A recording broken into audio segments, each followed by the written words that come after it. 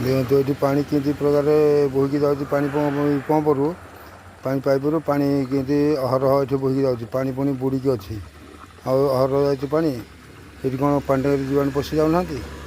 ଆମର ସେଠି ଇଏ ପାଣି ଜୈବ ଜନ୍ତୁ ଖାଉଥିଲେ ଜୀବଜନ୍ତୁ ପାଉଥିଲେ ଆଉ ଆଶ୍ରମରେ କେତେ ଲୋକବାକ ଜନ୍ତ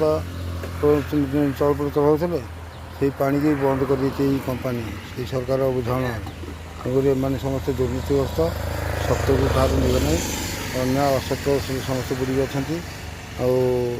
ଦେଖନ୍ତୁ ପାଣି କେମିତି ପୁରା ବୋହିକି ଯାଉଛି ପାଣି ସବୁ ଇଏ ହେଉଛି ନଷ୍ଟ ହେଉଛି ସବୁ